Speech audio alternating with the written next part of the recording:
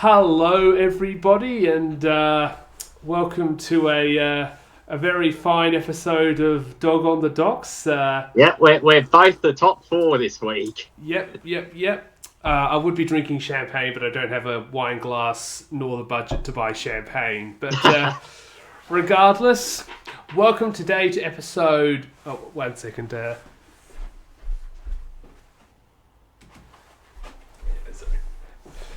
Episode Jasmine Evans, that's right. I forget that player on our team. No, it's episode Izzy Grant. What are you talking about? As you might notice, if you guys are only watching the podcast videos and not my regular videos, obviously I'm in the new house now, so I hope you... Ooh. And my lights are apparently flickering a bit when I say that. Yeah, they're not happy with you. They're like, go back to your old house. But regardless, as I said, we are both very happy chappies today as somehow Ryan's team worked its way to second on the ladder. Like, what the heck? What do you mean? That's where we belong. And you said you wouldn't make final. I guess. Okay. No. I said that I'm not brave enough to be the first person to call out that we'd make finals. Well, I guess we should start a little bit about how that game went. So I realise I haven't brought the fixture up at the moment, so I'll quickly bring up the actual fixture to see how the game went. It was Gold Coast 14 defeated by Bulldogs. I think it was 40 at somewhere in the Gold Coast. Carrara is pretty big. It's not just wait till you play them at, was it Bond University Oval? Remember that time they played at that university ground last year against Collingwood? Like, it was a literal university. Collingwood? Yeah, they played Collingwood at Bond University Oval, which was some little dicky little university oval. I kid you not, the grand. There was no grandstand. It was just those seats that you take your school photos on. You know, the metal ones. That's Casey Field. They've just got those stands as well. I have no idea why they didn't use Carrara. I don't know if there was some cricket competition happening there or something. That was a weird game. They're not using it this year, thank goodness. Yeah, no, Carrara was nice. So, a couple of days before the game, I get the email, and it says... yeah, we have to talk about how the Gold Coast trip went. Yeah, well, so it really starts 2 days before before I fly up there. And I get this email, and it says, the gates will open at 4. At 4:15, we're going to have this watch party of the men's game because Gold Coast and Brisbane were playing, and AFL in their infinite wisdom decided that they can't actually fixture it so you can go to both because that's just too difficult. And then our game was going to start at 7 o'clock or something. So I get there, 4 o'clock. I'm the only person there. I was still the only person 3/4 of an hour later. I'm not sure why they opened it so early. The watch party I have heard was at some TV screen behind the oval or something. I don't even know where it was. But a dozen people eventually showed up that evidently had come from there. The email also said, please be advised that the car park has already been sold out. Now, doesn't Carrara hold 20,000 people? There were about 2,000 at the game. Who's filling up the car park? Actually, how did you get to the game? I flew into Brisbane. Oh yeah, as you said, which surprised me because I thought the Gold Coast has the most budget flights. No, so flights back from Brisbane are about $200. Flights back from the Gold Coast are $400. So if you fly to Brisbane, you save yourself $200, and then you just get the train down. By the way, there's no train connection between Gold Coast Airport and Carrara, but there is one between Carrara and Brisbane. Yeah, so you can thank the Min's government buckling to Gold Coast NIMBYs that they don't have a tram to the airport at Gold Coast. I think they have a tram, but but it doesn't go to the airport. I took it. So when I was in the Gold Coast last time, I had to hire a car. I had to pick up from the Gold Coast airport. Well, kind of. I had to train from that house. I remember I was in.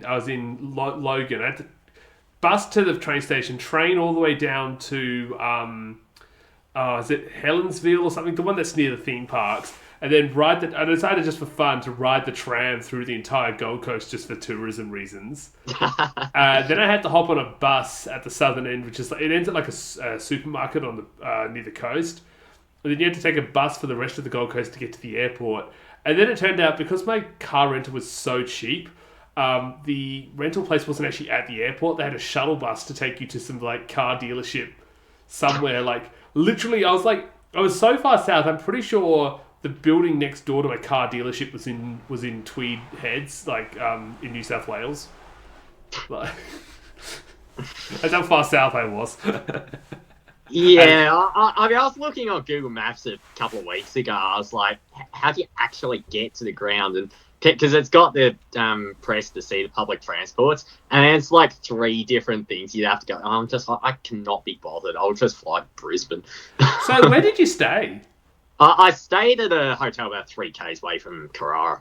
Okay, so you could just walk straight from there to the ground. But is that the one at the hospital? I don't know if there was a hospital. Oh, okay. I think it's like Rose something, a Rosewater or Rose. Okay, I thought there's like hospital there. And that's like the only hotel I could find in the area. I remember when I last checked or something.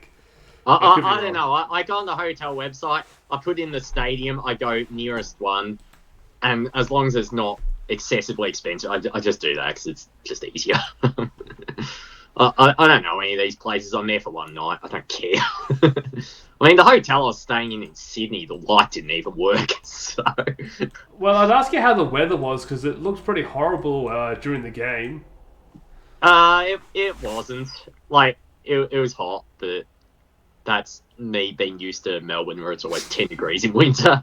Was it in the 20s? I think it was about 20. So I was like, that was fine. And it was raining the whole time. But it was that Melbourne sort of rain where it's like, it is raining, but it's not actually doing anything. Okay, because it looked like it got pretty big on the broadcast. Yeah, the lights made it look really like sodden. And you thought, oh, well, they're probably going to cancel the go and see the players afterwards because they always do that when it's really wet. And they didn't, even though it'd been raining for 4 hours straight. So, yeah, it was weird. Like, appearances are deceiving, or whatever that saying is. So I get to the ground. Eventually, they decide they're actually going to do something. They put a men's game up on the big screen at the stadium, and then they're trying all of the other things that they're going to put on the screen later. So there's an overlay that's like, oh, kids cam, right as some men's players getting tackled. And then, oh yeah, the anti-racism banner's got to go up, and oh no, we've got to test the thing saying Suns versus Melbourne. And then the best one, the Suns set. I'm not sure what that's supposed to mean, but they put that on the big screen. I'm always fascinated with this because I've yet to do a Gold Coast home game. I guess I have done a Gold Coast home game in the form I went to TIO earlier this year for a men's game. But just like the Giants are non-stop just trying to like beg people to come to their games because they've got no fans. I was always curious to know if the Gold Coast has a similar thing where they're like, please bring your kids, they can come for free. We'll give you like all this free crap. Just please come to our games. No, I mean, I saw that because I went to the men's derby as well a couple of weeks ago. And yeah, GWS do that a lot. Gold Coast, not really. Which is probably why they don't have any fans. Well, I think they've got a few more than GWS. Maybe it's because they've actually... Because the problem with GWS is I think people in West Sydney just support the Swans anyway. Whereas Gold Coast, I think at least is a bit more of a unique identity and people can associate it with it. Yeah, well, I mean, at the game, I was sitting around 100 or so Gold Coast supporters. I don't think I've ever seen more than about 8 Gold Coast supporters at a game before, so that was a really novel experience. I saw about 20 when I was at when they played at Monaca a few years ago. I'm trying to remember how many Gold Coast supporters there were when they played their men's team at Monaca like 2 or 3 weeks ago, which was also a really wet weather game. If you got to see that one on TV. No, I went to one of the gather rounds and there were 2. Gold Coast supporters. Like I was technically a Gold Coast supporter at Monaco because I just had a spare one lying around. Like I think I have it over here somewhere. I assume you're going to edit this bit out. Oh no. No? So yeah, I just got this this like Gold Coast away shirt, signed by the women's team that you just destroyed the hopes and dreams of. Who knows how many of them are still on the team based on how many debutants they brought out today. Yeah, half of their side was playing their first game. And I was like, I thought their refresh was last year. Like, what is this? Like, are they going to just do another big clean out next year? Like, just... If they clean out everyone else, they'll have like an average games experience of like 6 across their entire team because they've gotten rid of everyone. Although, can we just say, like, speaking about the game itself, those cleanouts, I guess, helped a lot because, was it Jasmine Smith got her first goal just first goal ever at former Sun. First goal ever. That's why you don't play for Gold Coast. I mean, that game is the first time I've ever seen Gold Coast kick a goal live. I went to 2 games last year that they played in. They didn't get a goal in either. They got 1, so improvement, but yeah. They got about 4 when I watched them at Monaco, I guess. So. But that again was against Great Waste of Space, which we'll talk about them later because I know they kind of upset your weekend here. Well, my weekend was pretty good, and I didn't look at the other teams until Monday. So let's speak a bit more about the game because that's what we were going to talk about a bit. Obviously, from my perspective, obviously watching it on TV, it generally felt like a game of where you had a really dominant first quarter, and then just banked on Gold Coast not really being able to kick it straight. Like they had so many like decent chances to score and just didn't, and it basically just like. I knew you guys were going to win that game from like the second they just kept missing every goal in their second quarter comeback. Yeah, I mean, the biased fan in me at the game was just having the best time and wasn't paying attention to anything because why would you? I'm interstate. I don't care. I'm just screaming at the game. Hey, it's the Gold Coast. It's a great place. Yeah. So looking at it from a analyst perspective, when I get back home and I'm actually going through the stats and everything, that they scored one goal 8.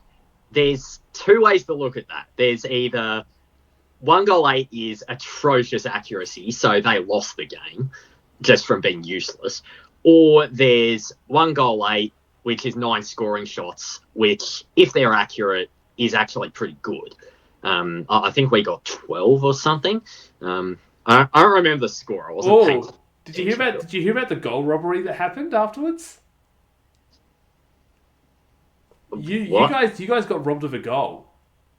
Or was it? I think it was you. Or was it the Suns? At least one of you two got robbed of a goal because it sort of got pushed through by the boot. Like if you imagine the lines here, the ball was sort of on the ground. It sort of went like through on the boot. I think it was a Dogs player kicked a goal, and the umpire called touched behind.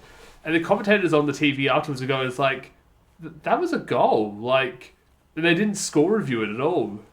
You must have missed it on the broadcast. Score reviews are a waste of time. I don't like them. It was probably the one time, though, the broadcasters were on your side, because, my goodness, I was watching that on the broadcast, and there was just awesome going, oh, Gold Coast is doing their best. Oh, could they get a goal here? Oh, come on, Gold Coast, come on. And I'm just like... Have you never been to a primary school? Yeah, you have to celebrate the novices. Well, they didn't seem no one else is going to. It didn't seem like they were giving much credit to the Bulldogs, who, after all, again, like as much as they say you kind of just coasted for the rest of the game, that was still a really good first quarter. Yeah. Oh, I love this. Kaylee Kimber, 0 fantasy points, 1 coach's vote. Wait, she got 0 fantasy points and a coach's vote? Like, yeah. How? I don't know. I didn't even know you could get... Actually, no, I got 0. I think Lucy Boyd, one of our draft pickups, I checked her stats and she had like a -5 game. There were a couple of negatives. Like I was looking at the stats at half time. A couple of our players did have negative scores. Were they giving with like you get that if you give up free kicks or something. Yeah, I'm having a look at the free kick count. 32-18. Who's a favour? Gold Coast.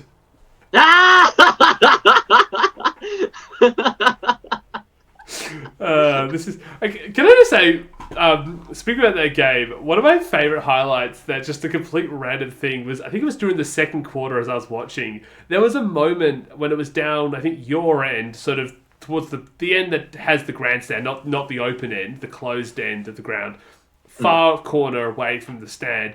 There was just a magpie on the field, not giving it flying that, like, there was a melee going on like 10 metres away. Like, the ball was there, the players were on it, there's tackling or something, and the magpie's there just going... Yeah, Collingwood supporter. I'm just like, I was so, like, the balls of that magpie just be that close to an AFL game going. Oh, dear. Yes, some other stats that I noticed. Sarah Hartwig, highest score she's ever got, 3-1. Jess Fitzgerald, 30 disposals, career high, by a fair margin, actually. I think her last best was 26 or something. Riley Wilcox also had her highest disposals with 20 and her highest marks at 5. We always like Wilcox's here. Yep. Favourite player, got to shout her out. So there were some, like, real career best games there. At the same time as, well, you look at the fantasy scores, 3 of our 4 lowest scorers were our 3 probably best defenders. At the same time, Gold Coast isn't scoring very effectively at all. So it's very strange. Like, I'm not sure what to make of it. And it's like, are they hopeless, or were we really good in stopping them from scoring? There's arguments for both sides, and I mean, I'm not an analyst. I go to games, I scream as loud as possible, and that satisfies me. Yeah, well, interestingly, like, inside 50s were 30 to 32, so pretty even. And I think, like, in terms of scoring shots, Gold Coast had 9, you guys had 10. It just happened that, 6 of yours were goals and only 1 of theirs was a goal. Yeah. So, like, a win's a win, and obviously, a nice healthy win that's put you second on the ladder. I'm still a little concerned, but at the end of the day, Bulldogs, I said, have started, like, the last 2 years slow. The fact that if this is your slow start and you're getting a win, take it. Yes. Well, I've never been for a round 1 win, ever. 23, we lost to Geelong. 24, lost to GWS. 25, we lost to Melbourne. I'll take a win. Yeah. But it felt like a pretty good one at the game. So. It could affect where I might be tipping the team going into the next game. But we'll talk about that when we get to the actual tips later on. Are we good enough to talk about the Sunday game? What, your game? Oh, yeah. Now, I'm going to feel like such a... Oh, go on. Remember how I said that Gold Coast might be good because they got 1-8? Freo got 2-8. Tell me about that. So, yeah, I'll just quickly bring up the stats of our game. So, as I've mentioned already in my review of our game on my own standalone video, that, like, obviously, I went into this game real nervous. Like, I had this feeling that we're a better team this year, but, like, I needed to see the evidence. And then, naturally, I'm watching the first, 5 minutes, and it's, like, non-stop in Freo's 50. They've got, like, 4 shots at goal. Somehow they've all been misses. And I'm like going, oh no. And then out of nowhere, like, Ebony O'Day gets a holding the ball tackle. She then kicks it to Laura Young, who kicks it to Gemma Houghton, who then does this amazing kick to Caitlin Pope, who just somehow gets on the right side of the defender and blasts through the opening goal of the game. And I'm like, oh, cool, we actually got the lead now. And then... I 10 minutes into the game, I write a lot of notes for the neutral games, and I ignore most of them. I wrote the words, Porter looking useless today. and the moment I wrote that, is the moment they stopped being useless, and Freo were useless the rest of the game. And for those who don't know, I study Japanese on weekends with a teacher up in Gungahlin, which is like far north Canberra. That thing started like straight after the game ended. So to avoid commuting time, I went to the Gungahlin library and just connected to the internet there and watched the game on KO. So, there's me in a library going... because, I had to be quiet, but I'm like getting super excited. But obviously, to get through to the rest of the game, obviously... I do feel a bit sorry for Fremantle because they got all this hype. They've got their new ground. They've got their new excitement. Their men's team, just won the minor premiers. And we just come and just poo-poo on their entire thing. Just you can just tell that like when they finally kicked a goal in the third quarter, they're like, "All right, we can celebrate finally." Because like the DJ who clearly had all the goal songs ready to go was like, "I'm not getting to play them." Obviously, and like the reason why that was all happening was because somehow Tegan Jermek, who again you've mentioned you've never heard of this player, and I don't blame you because no, I'm biased at the best of times. I don't hear about fringe players. Like even I like she's had her moments. Like she's done some good intercept marks like throughout last year, but like she's always been just like one of our role-playing defenders. Like, she's never been like... filling the numbers, yeah. Mind you, I didn't exactly highly rate any defender last year because of how many goals we bled in games. So, it's clear that, like, obviously our coach in Glenn Strawn has designed a defensive game style. And it's like, oh, wow, it turns out when you have a defensive game style, you suddenly find out we actually have some good defenders. It's not the defenders being bad, it's just having no game plan for them. And obviously Tegan Jermek is now potentially like, if she can pull that off every week, she's probably a lock for the All-Australian team at this rate. So. So I'm getting really excited. That's one of the best defensive games I've ever seen. But to tell you, so let's talk a bit more about her, because like, I do have some stories about Tegan. Obviously my first memory, and I think I've got a photo I'll try and throw up on the screen during this talk. I met her on my 30th birthday at that Bulldogs game last year at Alberton. Yeah, that was and naturally, I decided... Well, it was fun for a while, and then it turned miserable. As a bit of a joke, I got a photo of her, like, doing the, back and, like... to show off the number 30 for my 30th birthday, which was definitely a fun highlight.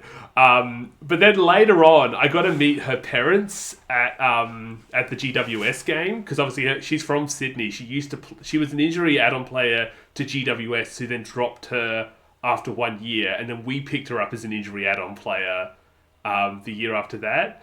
And it was quite funny talking to her parents, because you'll love her parents, because they hate GWS too. They're like, our beloved Tegan, used to play once every 2 weeks here, and it was really fun watching games. And then those GWS bastards dropped her, and now and now we only get to see her once, if at all. Like, I presume they'll probably come down to Canberra for the game next weekend. But yeah, they don't like GWS for dropping their girl. Well. Why would you like GWS? And why would you drop a player that can do that? I don't know if we talk much more about Freo, because you know what's this thing is, like, one of the things that was really scaring me about this game was the fact that everyone was hyping about Eden Zanker. Like, she was Melbourne's like key forward pickup. Melbourne. Yeah, she was really good at Melbourne. Yeah. It was half the reason I like watching Melbourne so much. And I had a look at her stats. I think she was, unfortunately, like, second worst on ground. Like, she had only, 17 fantasy points. She had 4 disposals, which I think was, like, from a few times where she came up the ground. You get some good coaches' votes from that, though. I don't think she got any coaches' votes. No, she wouldn't have. No. Sorry, I just forgot about what you mentioned. But it was just an unfortunate thing that, we were just so good at putting so much pressure on Freo that they just did dump kicks, and we just kept cleaning them up, and their poor key forwards just got nothing because of how well, again, I'm just not used to my team being a defensive masterclass. Like, that's like watching the men's Bulldogs team keep a team to like 18 or something. It's like, when did the Bulldogs... we don't do that. No, neither did we. I was like... So you can imagine why I'm so excited, just like how methodical we looked with ball in hand. And like, my optimisms are so high, hopefully, going into next week's game. But we won't quite get to that. Yeah, so tell me about your key forwards, though. Because, Tahoe gets one. She should have got two. She dropped an absolute sitter of a handball in that last quarter. Like, I'm used to Port having multiple players getting 2 or 3 goals every game. It was your role players, not your keys that were doing it this time. What was that about? Well, Woodland used to be our forward. It used to be Houghton, Woodland, but then now it's Houghton and Tahau. But Houghton always starts the year slow. Like, she former Freo player, by the way. Mate, that's why you missed that. But one. Yeah, so she always seems to start the year slow. Although I thought she was all right today. Like, she does love to just play on no matter what. Like, she's got that sort of Irish spirit of her. Like, the Irish don't take their marks; they just go. Yeah.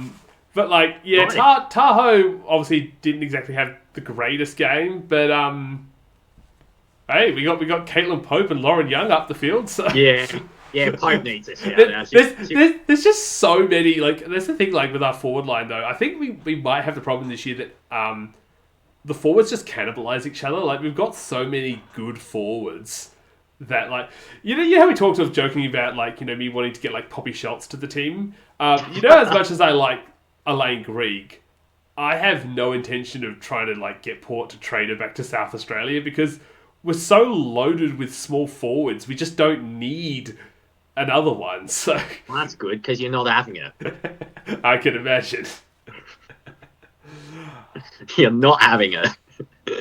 So also talking about fun broadcast moments. So if the Magpie not giving a flying in the Bulldogs Suns game was my highlight. My highlight for this game definitely had to be the highlight reel. I think at halftime, showing us kicking goals, followed by just some dog in a Freo jumper just on the floor going like. Yeah, that was. Because like, you know, that's peak footage. That's what we need to see. Lazy dogs. That's going to be hyped for the next half. So it's like even the dog knew where the game was going for Fremantle. Nah, my one was there was that goal. I don't remember who it was, but it was round about half time, and someone just taps it in, like, because it'd been kicked over from like the center of the ground roughly, and they just sort of tap it in to rush it, and then someone yells deliberate. I didn't see that. And it's like, well, yeah, maybe. Nah. I just love when crowd members are loud enough that like you can actually hear their commentary. I try to do that all the time because I just find it amusing. I can't remember which player it was, but I'm pretty sure at one point I heard Strawn yelling at one of our players because I think the Freo crowd was that quiet in the last quarter, realizing that this isn't going how they thought it was going to go. That you can hear Strawn going like, I think like Kaylin, move back, Kaylin back. Perth crowd's been quiet? What is this? Oh dear. Well, anyway, loud. I did also want to mention another highlight for me, and that's for like my favourite goal of the week. So obviously I talked about I really liked Jasmine Smith's goal for the Bulldogs, but for me the goal of this week has to be Ash Woodland kicking a goal while being tackled. Did you see that one? Like where she has her arm held and she somehow just like with the other arm free, throw it to the ball and kick. Like that's Woodland for you. She could just dispose of the ball no matter how many people are holding on to her. Like my highlight for her definitely is there was the time in the semi-final in 24 against Hawthorn. The goal that put us in the lead was another one where like a Hawthorn player had tackled her, and while she's just had this Hawthorn player like holding onto her, she just keeps running with this Hawthorn player like dragging behind her, and then just handballs it off to I can't remember. It was like Kirsty Lamb who then blasted it to Dowrick inside 50. But yeah, that's Ash Woodland for you. I think she had an absolute cracker game. She had best on 100 fantasy points. Like, you don't tend to get triple figures much in AFLW. Although, funny enough, you know the two unless you marry off. You know the two best on ground were Freo players and Kira Bowers and Gabrielle Newton. Gabby Newton's a former Bulldog turned traitor. Why are there so many former Bulldogs? No. Former Bulldog number 1 picks. I think. So another Western Turner.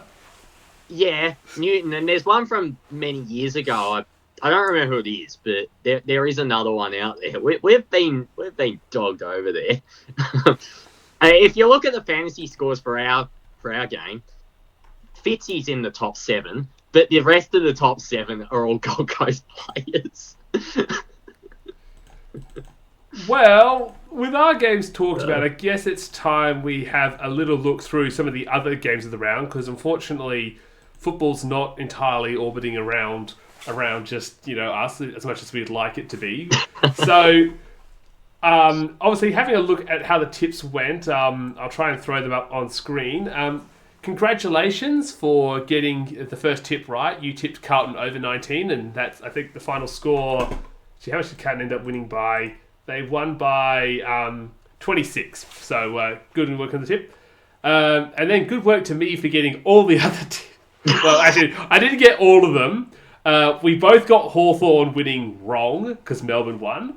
But I got North Melbourne by over 27. I got Richmond over Collingwood, so it was my better judgment. So got that one right. I got the Bulldogs under 42. I got Brisbane over 16. Neither of us got Adelaide right because we did not see the Sydney upset. And then this is why I tipped Fremantle. I win both ways. You are a disgrace. How can you not tip your team? Regardless, you have to tip your team. Regardless, getting away from that, and then we both had to bathe in the awesomeness that is Greater Western Sydney having an absolute upset win against the Eagles. That has to be the upset of the round, doesn't it? It definitely upset me. So, getting into these games specifically, which ones did we end up watching? I think I had trouble watching Carlton vs St Kilda because I was moving house at the time. I watched it on Channel 7. Oh, the amount of ads they're playing on there. I mean, I go to just about every game that I watch. And so I'm not used to there being, like, ads just every 5 seconds because I'm at the game. I don't see them. I'm not used to. I think the last game I watched on Channel 7 was like men's round 2 or something. And I taped it so I can fast forward. Yeah, but Channel 7's where you get to see the whistling Telstra guy that everyone hates. Oh, do you remember that guy? I remember it, but I don't hate it the way everyone else does. But also, I haven't watched a game on Channel 7 for most of a year, so I've forgotten about it.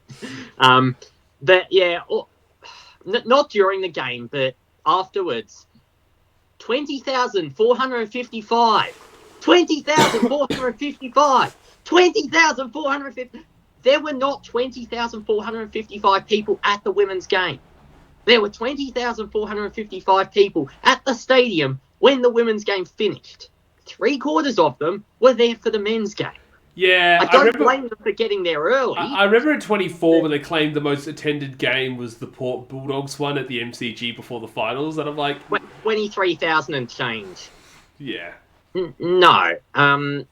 There were... They said on the broadcast at about halftime there were 11,000. If you quote your crowd number at quarter or halftime, that's reasonable because you can account for people getting to the game late. But someone who shows up 5 minutes before the game ends is not there for that game. They're there for the next game. So it's a bit misleading to be saying that there's a crowd of 20,455. AFL gonna brag, aren't they? They love patting themselves on the back after doing absolutely nothing. Well, regardless... Also, it turns out St Kilda has more than one good player. Tiana Smith and Georgia Patrikios were both really good. I'm going to shout them out because I have had this idea for about 3 years that Wardlaw's the only good player in St Kilda. Well, she wasn't that good in the game. I don't think she did anything. St Kilda don't totally suck. I still don't really like watching them. No, I think with the harder fixture this year, I still don't think they're going to make finals. I can't remember where you tipped them in the finals video. I think we both tipped them not making finals, didn't we? Yeah, I think I had them like 12th or 14th or something. I don't care. It's St Kilda. I don't think about them very often. Running through the next game, we obviously had Hawks versus Melbourne. I probably think this might be game of the round. Although, actually, no, I think Sydney Adelaide, I think, was what people were calling game of the round. But this was still a pretty good one. It was weird. It was sort of a Melbourne dominated at the start and end of the game, and Hawthorn sort of dominated the middle. You were at the game, weren't you? I was at this one, so I got spared the obnoxious ads and commentary and tripe that's on Channel 7. And my read on it was the first quarter, how many skill errors can Hawthorn pick up? They were going after it like a fisherman in the busiest river you've ever seen. They were just dropping their bait, dropping their balls, falling over, missing their handball, and then Melbourne, and there's a goal. Oh, it was also just, if you watched the TV broadcast, they'll notice Kate Hoare was just completely left alone. Like, she just wandered off and no Hawthorn player followed her, and she just found herself, like, frequently inside 50 with no one on her. And, like, the problem is she couldn't kick straight. If she kicked straight, she would have had, like, 4 goals. But instead that goes to former Blues player Mia Austin, who I didn't even realise got traded. I was like, oh... Well, that's that Carlton forward from the I remember the semi-final last. Yeah, I missed that one too. But at quarter time, Hawthorn's down by 4 goals. That's the margin. They cleaned up all their skill errors and everything after quarter time. Like that was not anywhere near as bad a problem. But they'd lost the game, even though they tied it up at 3/4 time. If they don't make all those errors at the start, they win. Simple. So, I don't think Hawthorn are as terrible as, like, that performance. Well, I say terrible. They lost to Melbourne, who are fantastic. Hawthorn are still good. They just had a really, really hopeless first quarter. I think they were pretty hopeless in the last quarter, too. They scored, like, nothing in that quarter either. No, I guess not. But those middle quarters, they were well on top of Melbourne. They will won the game. If the first quarter, or at least pretty close. I haven't actually run the numbers. Can't be bothered. Well, running through some other games, North Melbourne Geelong happened, I guess. Cats were in last place. Remember how they were all hyping? Oh yeah, this is the big test for North Melbourne. North Melbourne are really going to be challenged. Mixton knows how to beat them. With the D's list, not the Cats. The Cats list is George Prasparkas and, like, nothing else. Nina Morrison. Okay. They got Jasmine Smith, but they didn't play her. Their loss. They're going to make the same mistake. Not Jazz Smith. Jazz Smith was busy. Jasmine Stewart. They're going to make the same mistake we did and just not play her and then wonder what happened. Oops. Anyway, going through, we had Richmond versus Collingwood, which we forgot to mention was the battle of the number 1 draft picks. We obviously had Centra versus Walmaris. Is that how you say her last name? Like, is it Olivia Walmaris? It's a very strange last name. I don't know. I was on a train in somewhere between Brisbane and Gold Coast. I was looking at the score and it was like halfway through the game. And it was like 12-13 or something. I'm just like. That's Richmond and Collingwood, isn't it? Watching it in hindsight, watching it afterwards, I did think Richmond had pretty good midfield dominance, but both teams couldn't kick a goal for the life of them. They had a lot. It was imagine like 2 Gold Coast Suns playing each other. Richmond did score 46, which is more than either of our teams managed. I guess. Actually, was that late? Because it did not feel like they kicked that many goals. They kicked a lot of them late. Yeah, that's what I did. Okay. Yeah, so it's like, is Richmond actually not just awful? Or are they awful and just Collingwood is even worse? Like, Yeah. Again, first round I always didn't brings watch up, it, so. first round always brings up weird parts of teams. Mm. Like some teams just start slow. Then obviously we have Essendon versus Brisbane. There's really nothing to take away from this game outside of the fact that Dakota Davison's got suspended, although Brisbane's fighting it. The last one of the Carlton players I think got suspended and overturned, so we'll see if Dakota gets overturned. I don't think we'll find that out until tomorrow. Game of the round that neither of us watched. Sydney got the upset over Adelaide. I saw, I think, the last part of the game, or like the last 2 minutes. Like, it's poetic justice because like Adelaide won by like 2 last time these two teams met, so it kind of felt right that Sydney got. It's Sydney just repeating the 05-06 grand finals, if you remember. I don't remember that. I was 5 years old. Oh, they were famous because like Sydney just bet West Coast, and then the next grand final West Coast just bet Sydney. That's if you it was quite a famous era of AFL of the. Remember the famous, who would have thought the sequel would be just as good as the original, was the famous commentator line at the end of the 06 grand final. I was 5 years old. Okay. Don't remember it. We went to history then. I will just point out, we both thought that Adelaide would slide this year. True. And I went on a big tirade about Sydney being frauds. Are Sydney not frauds? Or are they just doing what St Kilda did last year and knocking over Adelaide and then... They've got a new coach now, and I feel like, unlike you, I'm actually rating new coaches. I think these new coaches in the women's, I think they often give you a bump, because I think we're learning what I think makes a good AFLW coach, and I think often turning over your coach and getting a new coach, you're actually getting in a coach, I think, that has some new ideas that are... I'm trying to think of the way to explain this, but I think these coach bumps are actually going to be a thing we see. Because again, I look at Hawthorn under Webster. Like Webster has like what, an 80% or higher win rate with Hawthorn or something ridiculous, and I think most of that 20% is from his double finals exits.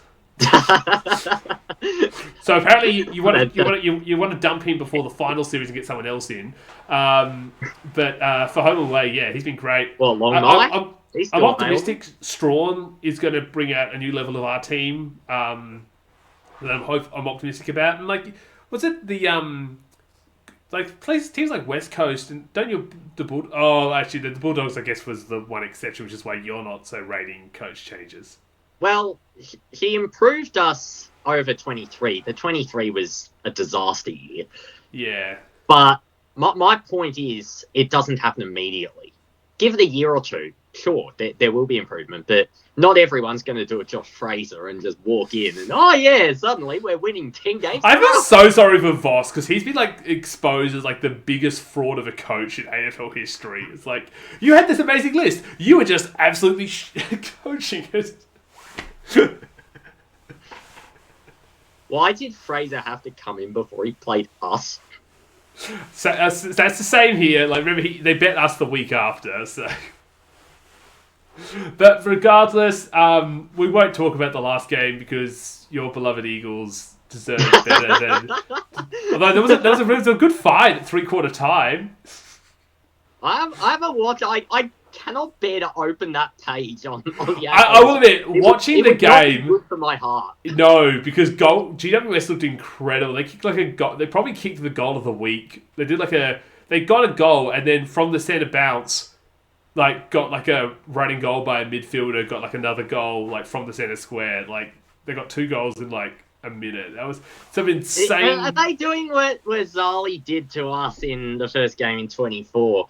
Bounce the ball, grab it, run off, one bounce. It was about 30 metres she ran, kicked a goal, 15 seconds, we're done. Yep. I was there. The question is, though, is this going to be another GWS season where that's their only win? Like, they win this awesome game, and we're like, they're back, and then that's it. That's what Either way, we're actually doing pretty good for time. Did we want to talk about anything? I think we should get straight to the fixture. We should go to next week's games Yeah, I didn't write any notes. So. All right, let's dive into the next week's games because we start with one I think you want to probably talk about first. We have the Western Bulldogs first home game of the year. At you just call it Whitnovel, right? Not Mission Whitnovel, right? Yeah, I'm not shouting out the sponsor. So Whitnovel, Saturday, 2:05 p.m. Last time these two teams met was the Bulldogs last year, and I think I remember this one because this is just after the Bulldogs, I think, got smashed by Melbourne. Was it round 2 as well last year? Was it round 3? I thought it was round 4. Either way, I remember I was. This is before I realised Richmond was going to suck last year. And then I tipped them to win, and then they lost. I think that's all I remember about this game. I didn't watch it. But not only did you guys have the odds as well. I can't remember what the odds were. I could bring up the tipping site, but no. Well, I'm tipping the Dogs because unlike you, I am loyal. 5 goals. We're going to be fantastic. Oh right, I realised. What did you do? What did you do? I forgot to get the tipping sheet out. Yeah, you might want that. Yeah, I might want that too. No, here we go. So you said the Dogs by how much again? 5, so 30. 30, yeah. Alrighty-o. So basically, I'll run through a few of my notes. My notes are the Dogs didn't look super convincing at Carrara, as I mentioned. Obviously, they had that good quarter at the start. Richmond did have some good midfield play in the game I watched of them. You're about to tip Richmond, aren't you? Oh, I'm so tempted to. Just for fun, I will do it. I will tip Richmond because I did it last time and I got away with it. So we'll see what happens if it's 2 for 2. I'll say their midfield in your Dogs. The Dogs haven't got past their slow start yet, and you're not playing a Gold Coast this time. Yeah, we play well in Queensland. But I guess it is at home, which is another reason why I'm also a little bit oh, do I tip Richmond here? You do know how far away Richmond is from Footscray, right? It's about 3 stops on the train. We've got the new tunnel now, so it's more direct. You know the last time I took the train through the tunnel to go to Anzac Station, it didn't stop at Anzac Station. I've never gotten off at Anzac Station yet. Well, we wanted to check out the Shrine of Remembrance, me and my friend. The train didn't stop because it had some weird glitch, and so it just went all the way. And then I didn't realise the next stop is it's the one just before Caulfield. I'm like, why does it go all the way to freaking Malvern of places? So we had to get off at Malvern, and then I walked across, and I was waiting for the train to come back. And here comes the train coming in, and I'm about to board it, and I can't see my friend anywhere. The idiots walked all the way over to the other platform, for the Frankston line, because he was following some Melbourne woman, a Melburnian, who also didn't know what she was doing. And then by the time they realised their mistake and had run up the gangtree and went across and ran back down to the right platform, our train had left. So we had to wait another 20 minutes to get... So, it took us, I think, half an hour to get to Anzac from our original time because of... weird train malfunctions and my friend being an idiot. So, getting away from funny train stories, I guess we should look to the next game. West Coast versus the Gold Coast Suns. Lathlane Park. Yes, I've been there. There's got Hungry Jacks there. That is an actual Hungry Jacks, isn't it? There's a Hungry Jacks facing the footy field. That is crazy. But I'll talk a little bit about this game. Obviously, West Coast absolutely dropped the ball last week, although they did have a comeback in the last part of the game. So I think they're still a fighting force. They didn't just completely crash out to the Giants. Gold Coast. Also, yeah, we saw what Gold Coast. Gold Coast can't kick a goal for the life of them. They can kick one. They can't kick multiple. So, and also, if Gold Coast is that good at home, how good are they going to be in Perth? Could be similar weather though. It was quite warm for our game. I'm going to look up the weather in Perth because we know that the West Coast can't win in the wet. So, what is the weather going to be in Perth on Saturday? New site. Saturday. It is going to rain. Ooh! I thought it didn't rain. They're called the Suns, and all their games are in rain.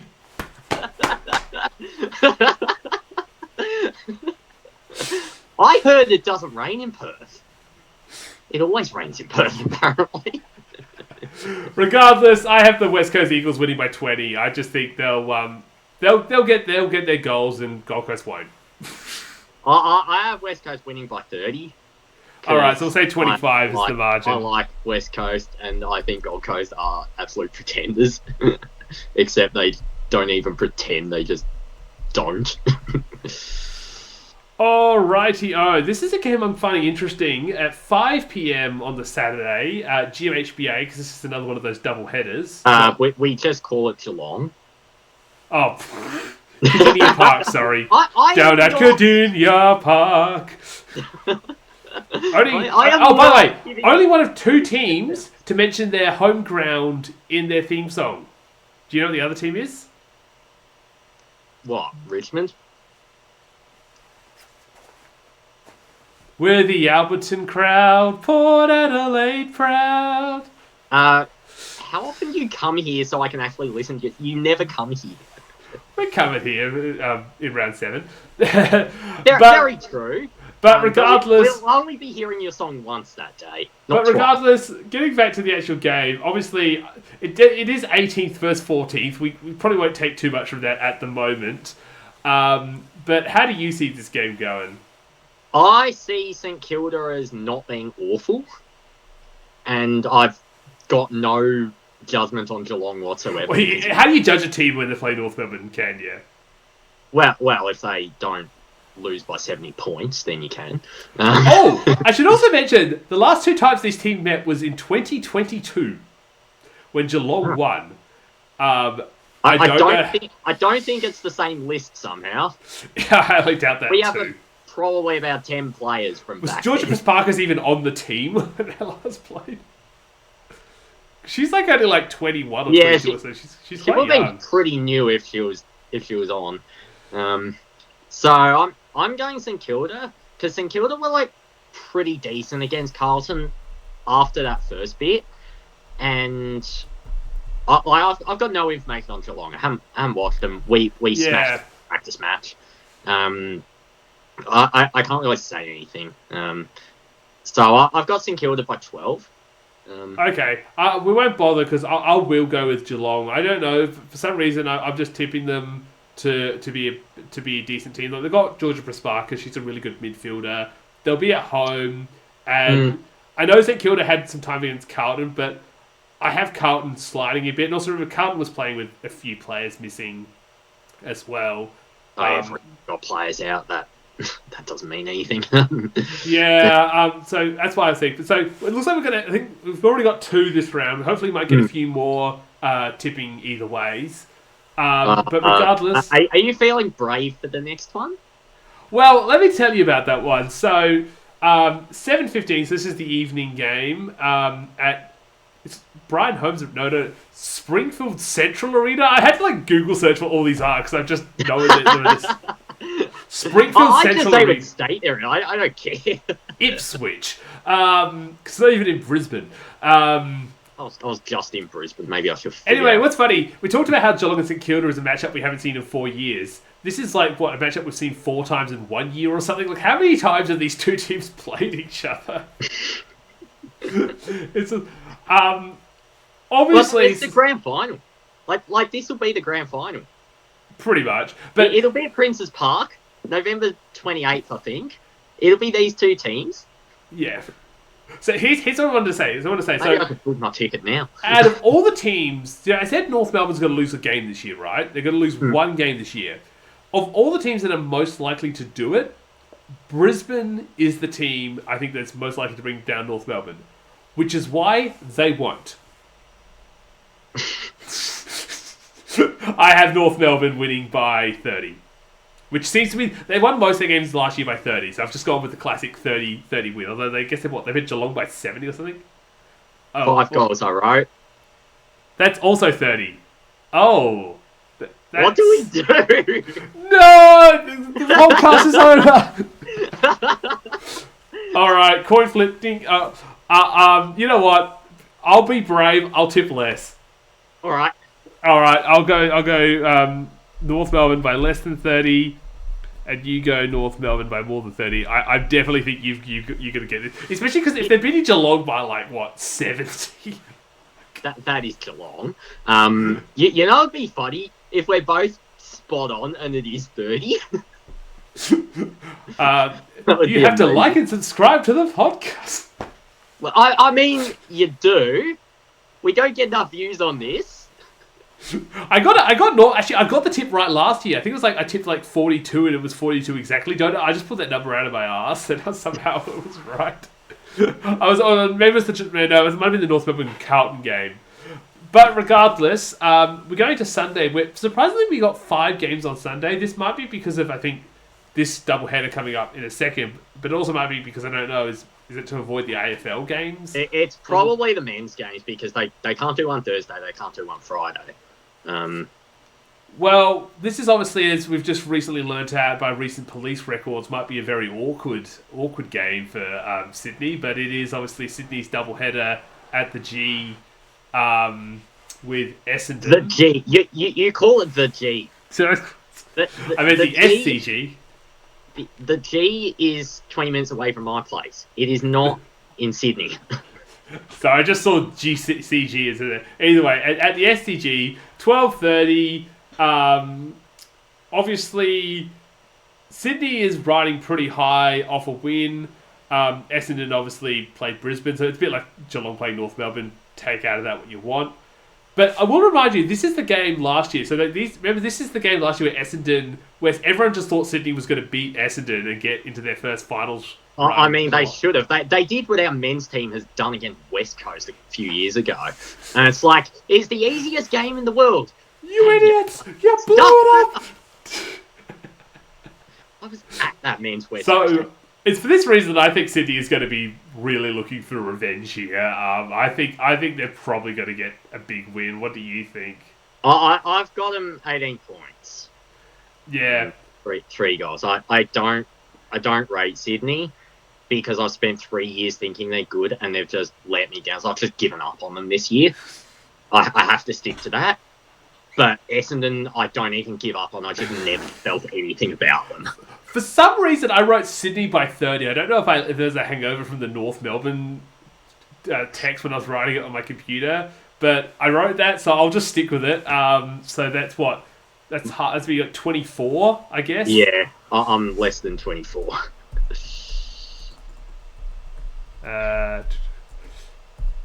So yeah, I don't know why I've expected City to keep, but they got some huge margins early last year, and if they're beating Adelaide, you think they can do pretty well, especially. Although again, this year with the SDG, I'll be interested to see how well they play on a ground that large. Although the SDG is kind of short, isn't it? Henson Park, which is tiny, so. But regardless.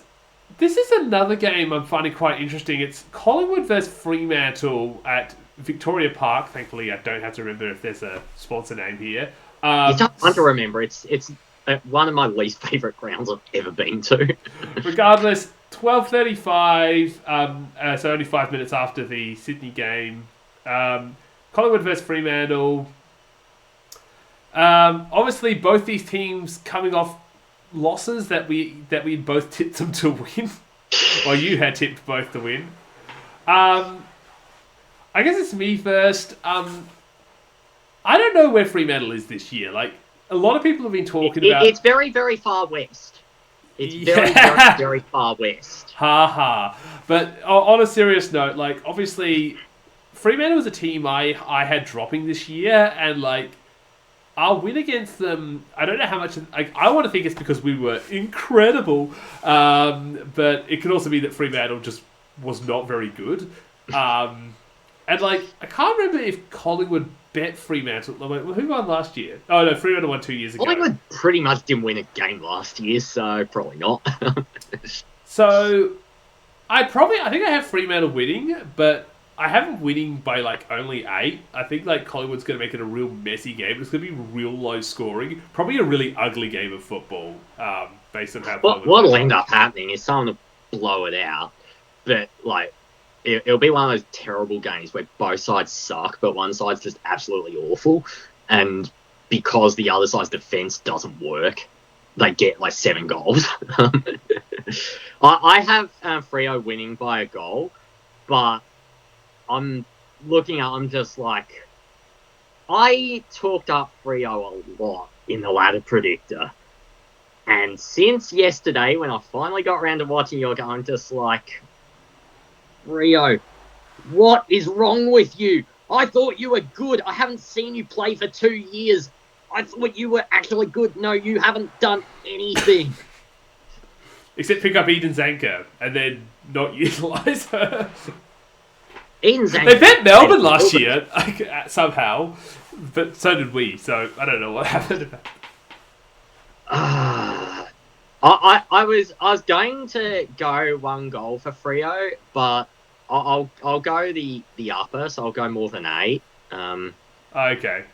I'll have a think. Although that's going to put me in a really tight margin, but I'm leading the tips, so I'm fine to go with the. So you go more than 8, I'll go less than 8. I still think Collingwood could win here, but yeah, I think Freo is probably the safer pick. All right. So starting 2 hours later, 2:35 at. I think Casey Fields is the actual name, not the sponsor name. There's no spot. Why would you sponsor it? It is built where it is because there's supposed to be a train line getting built between Cranbourne and Clyde, and Casey Fields is halfway between them. If a train station gets built, it will be right outside it. But they've been talking about that train line for 35 years, and they have never built it. And I don't think they're ever going. That's because it's not a marginal electorate. Otherwise known as Melbourne cannot build trains unless they're in tunnels. And you don't build a tunnel in Cranbourne East. Because there's nothing there. Regardless, are you going to this game? Because I know you sort of... Hopefully. Yeah, it's fairly close to me, so I go to a lot of them there. But if the weather's miserable, I might not. I hope to. Even though it's GWS? You know what would be really, really nice to see? A belting. and I agree with you. I think that's Melbourne is the team that will give them a belting. Oh yeah, fantastic. Yeah, I'll see what you've tipped him because I might have tipped that as well. 8 goals. 8 goals, which would be 48. 48, and I've gone 40. So, well, this is going to be big. This is going to be fun. So I have Melbourne. And if GWS look halfway decent, I'll just leave. I'm expecting a big reality check for the Giants here. I think. Remember in 24 they beat us by 63, and then they didn't win a game the rest of the season. I don't want to remember that. But that's what GWS do. They oh yeah, we're good. No, we suck. Why am I saying we? Get out of my brain, GWS. You're not welcome in there. Oh, well, let's just get away from them before you have an aneurysm. Thank you. My brain is thankful. We go to 3:20 Princess Park for Carlton versus Adelaide. So last time these two teams met, Adelaide won 2 years ago. Odds are for Carlton to win this one, which is interesting. So you're getting your tips from the gambling site? It's just from the AFL tipping website. Oh, good. Everyone, don't go on the gambling website. It will ruin your brain. I'm not sure if I'm joking or not there. It'll ruin your life, I know that much. But regardless, I'll run. Actually, I'll let you do this one because I've got Port next. I'll go Carlton by 3 goals. Yep. Carlton were good in the game I watched. I didn't watch the Adelaide game at all. Um, Well, like if Adelaide's losing to Sydney at home, what are they going to do to Carlton away? Like, well, I didn't they agree. choke against St Kilda last year and then blast whoever played the following week? I don't remember. Yeah. I think that's right. I rate Carlton. Obviously, I can't remember if Sophie McKay's coming back into the team yet, or I think there's another player they're also missing. But regardless, yeah, I think Carlton's got the better. Like the other thing is they've had the consistent team sheet. Like they've got a lot of the same players from the prelim, whereas Adelaide's had a bit of a big clean out of players. And it's for that reason that, yeah, I've got Cardiff. I've only got them winning by 4. So what did you say? You said 4 goals? 3 goals. 3 goals. So that's 18 to 4. Halfway So to 11. All right. So I'll go Carlton less than 11, and you go Carlton more than 11. And then it brings us to the final game of the round. Why are both the Adelaide teams on Sunday? This is 2 weeks in a row that both Adelaide teams have been on the back end of a Sunday. The AFL clearly hates us. The AFL can't fix it. Things. They need to hire a monkey and just give it like a rattle toy that you give a baby and just let it go. Because that would come up with a better fixture than the people do that actually run the thing. Well, we do need to talk about how the fixture, like, why is it not factored into a women's fixture to fixture up teams to play? We should have mentioned this with the Geelong St Kilda game, that the fixture needs to factor in teams that have never played against each other. Like, we have not played Essendon in since our debut year, and you just want the East beat. That's what I'm hearing. Yeah, well, other teams get the team we haven't played in ages is Adelaide, and last time we played them, we had 3 season-ending injuries. I don't want to play Adelaide. They're dangerous. But regardless, I still think they should be factored in. But regardless, a team we obviously get versed with every year because of how the semi-final in 24 went. We're playing Hawthorn. Obviously, last time these two teams met was when we smashed them by 40. We kicked 97 points against them, which is the most any team has kicked against the Hawks in their history. But for some reason, the odds are for Hawthorn to win this game. So Vic bias much. Although I will just say, proud Victorian here. when we smashed them last year, I'm going to tell you this because this is funny. So Hawthorn rock up to Alberton Oval, and then I forget what happens, but Lucy Wales, their primary ruck, gets some appendix issue. She has some issue in the warm up or something, and has to be rushed to hospital. And she's in serious trouble and stuff. And so they had to call up their secondary ruck. So their secondary ruck comes up against Matilda Schultz, right? one of the greatest rucks in the competition. Let's just go on to Schultz for a second. During your game, the commentators are like, "Oh, Strom's winning the ruck, and Schultz is doing better than Strom everywhere else around the ground." Schultz won the hitouts 25-15. Yeah, I don't know where Schultz is the best ruck now. Yeah, but regardless, so Schultz, keep on the topic of Schultz, right? So 5 minutes into the game, they have a ruck contest, and Schultz lands on top of the Hawthorn ruck, and I think bent her leg in a weird spot, and she does a hammy or something as well. So she gets taken off the field, and so they have to bring out some key forward as their third ruck option. And suddenly, every single ruck contest is just basically a Port free kick at that point. And I feel like I might have watched that game. Yeah, you did. No, I remember it because we were chatting on Facebook as the game was going on. But obviously, that is probably not going to happen this time. Nor probably should it, because that Lucy Wales did a little article at the start of this year about how absolutely horrible it was to be just lying on a hospital bed in some, I think that's probably the Royal Elizabeth Hospital in Woodville or something. It was not a pleasant experience for her. But it was a pleasant experience beating the Hawks by that much. Look, I'm scared of Hawthorn. They're obviously a powerful team. Obviously, they lost to Melbourne last year. Early this week. But I think controversial opinion, I think they are looking like they might be slightly weaker than last year. And in contrast, I think we are looking stronger than last year. If we can pull off that defence that we did against Fremantle, I think we can keep this Hawks outfit to a low score, because we've shown that they had trouble scoring last year and they had trouble scoring this year. And also, at the end of the day, I am never going to tip those bastards in Hawthorn to beat my Port Adelaide. So I've got Port Adelaide winning by 14. I think we'll do just enough to hold off their scoring and get a few goals out the back for a win. But I'm curious to see what you have to say on this.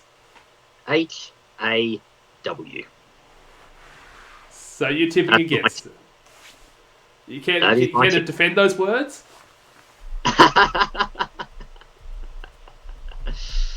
We'll see you next week. Right, so apparently I'm not going to get an explanation onto why Ryan thinks Hawthorn's going to win, but regardless... It's called I was at the game a few days ago. Vic bias, that's the answer. Yeah. No, it's the big Vic clubs that get the bias. But regardless, let's run through the tips before we wrap up. So for the first game, I have Richmond winning, you have the Bulldogs winning. This is why you tipped Hawthorn, just to get back at me for that tip. We have both West Coast winning, but I have West Coast by less than 20, you have more than 20.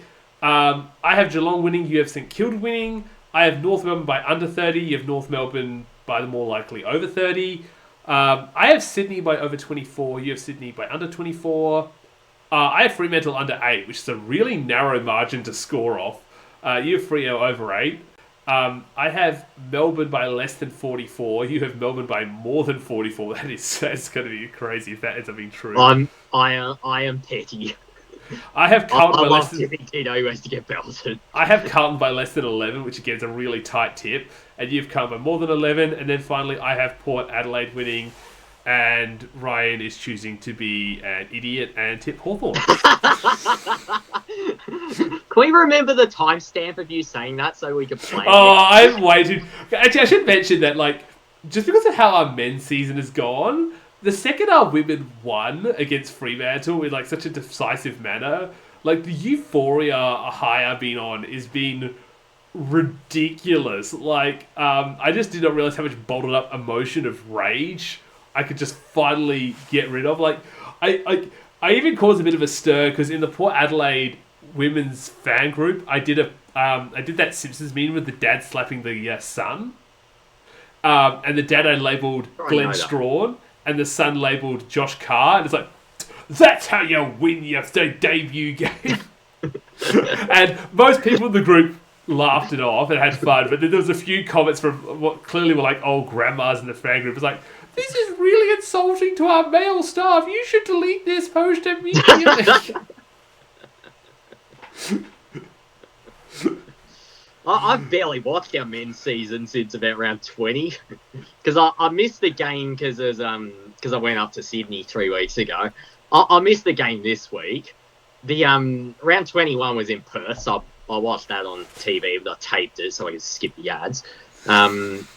What's the other one? It was and the North Melbourne games. We lost the North Melbourne men's. I don't want to remember it.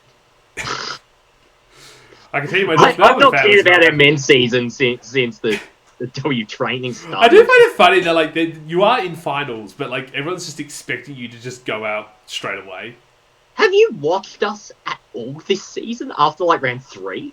I watched you guys at St Kilda I was there live. you remember he's working that was our one decent game other than the Richmond one. We've not watched since round 4. Well, regardless, look, we've already lost Jason Horne-Francis going into the Essendon game, so we've probably got to lose that one as well. And at least you don't have to deal with the embarrassment of losing to them. We rested Bond. I'm not sure we're trying to win. Either way, I'm pretty sure, are we meant to be an AFLW podcast here? We're meant to be a rage against the teams we don't like podcast. Oh dear. Well, regardless, the tips are in. Hoping for another good week of football. So we beat Hawthorn. We've then got like a bunch of easy games after that. So I'm hoping we can get past this hurdle, and hopefully you can prove me wrong and actually show the Bulldogs can actually win games early in the year that aren't against Gold Coast. I'm just hoping Hawthorn win. This would be funny. No, great. Now I'm under more pressure. Don't cut the rage. Don't cut the rage. Oh yeah, I'm going to show the rage. And you know what I'm going to say? I'm going to say, let's go power.